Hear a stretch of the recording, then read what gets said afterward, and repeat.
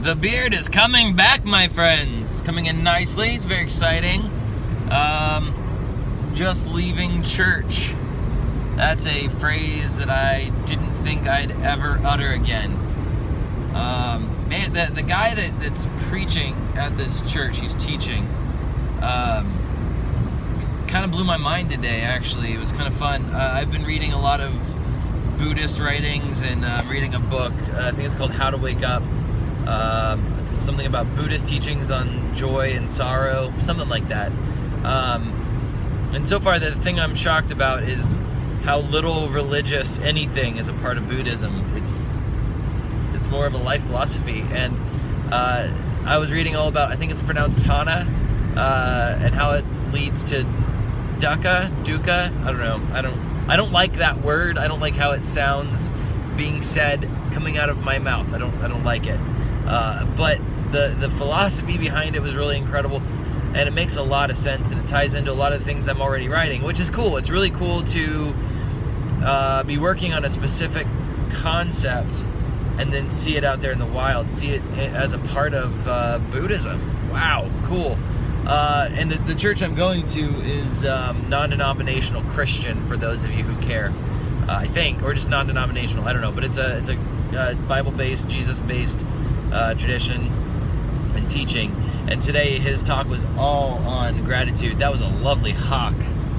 But it was all on gratitude. It was all about talking about keeping a gratitude journal, talking about a lot of the things that I've talked to this pastor about. So it was fun.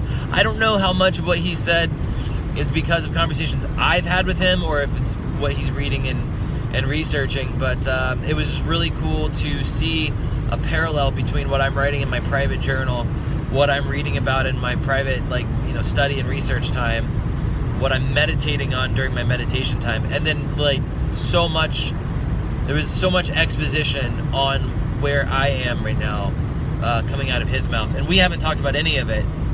But I don't know. It's just funny how life works that way, and I've found that with this guy specifically, and from time to time with church in general. But with this guy, with Alex, man, he just talks about what I'm thinking about so much, and it's like, so then I get kind of conspiracy theory-ish, and I'm like, okay, is there a connection here? Am I affecting him? Is he affecting me?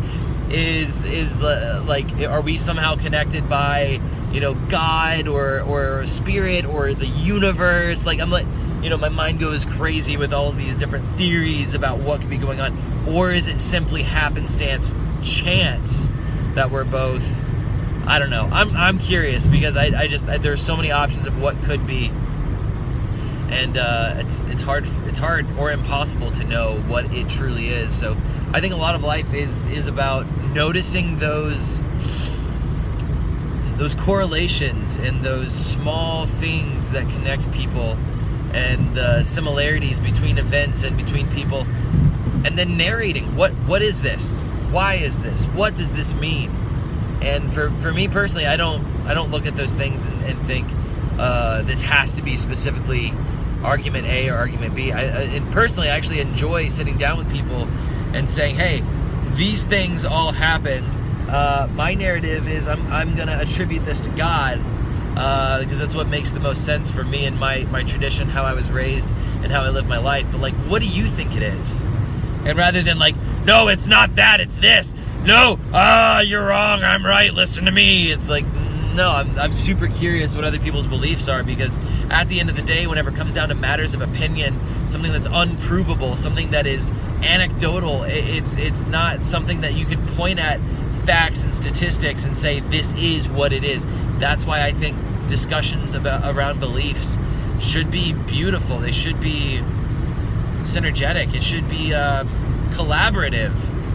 I think it's fascinating to sit down with someone who has a completely different perspective and see how closely aligned can we get our beliefs to be. And we don't even have to hold on to those, whatever we come up with in that conversation, you don't have to add it to, this is the foundation of who I am as a human being, and this will define me for many years to come. I think there are important beliefs to have pretty well summed up for yourself.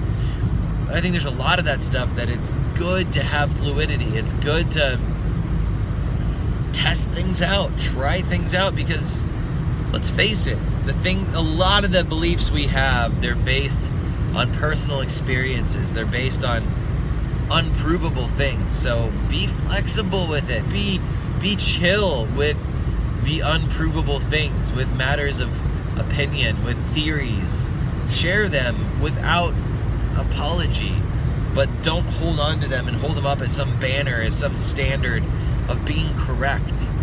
Because beliefs aren't about being right or being wrong. When it's a belief, I mean, when we're talking about facts, dude, math is math. 1 + 1 is 2.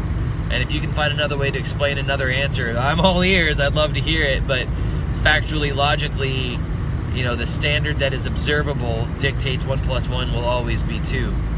But when it comes to beliefs, man, it's so much more fluid than that.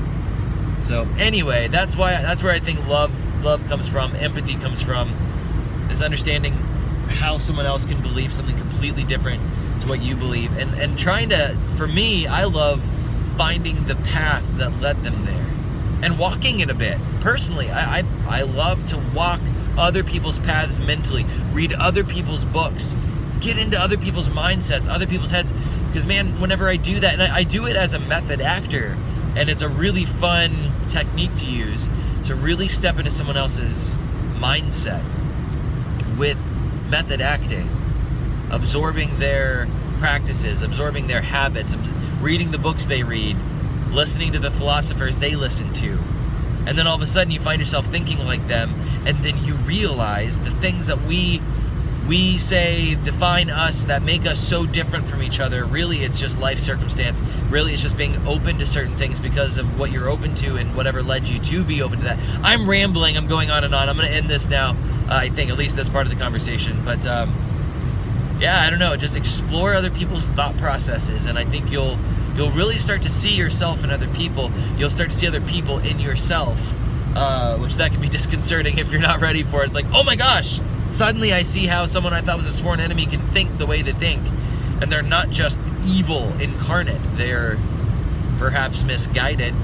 Maybe I can, in my personal time, I can think they're an idiot or a moron, but I don't know, if you take the time to see how someone else is walking, it does wonders to change your perspective of other people. Anyway, I'm going to go home now. I've got a dozen donuts for kids. They're not gluten-free, so only my wife and my extended family and all of my kids except for one will be able to enjoy these. But I will not partake myself either, even though I really want to right now. I'm really all about having this donut. But I'm more about seeing how far I can push ketosis, seeing how far I can push my fasting and my high intake of fats with a low intake of sugars. Just seeing what I can accomplish energetically with this body. So I am going to not have one this week, but I'm totally going to have one next week. But I'm holding off today for that reason. So I'm looking forward to going home and hanging out with the kids, getting some meditation time in, getting some journaling time in, writing in my gratitude journal, doing a review of yesterday's day, what went well, what didn't go so well, and then looking at my habit tracker. What else do I need to do today? One thing I need to do that I haven't done yet is break routine. I need to find a small way or a big way to do something out of the ordinary for myself. So those are the things I like to do to make a happy, healthy life. Yeah, what do you do? If you're watching this still, leave in the comments. I'd love to hear what you do to make your life as chaotic or as orderly, as random or as concise and precise as you need it to be. What do you do? What do you do for your life? Anyway, be well, friends, or friend, or no one. If it's just me watching this back a year later to my, whatever. Whoever's watching this, including me, be well, and we'll see you around.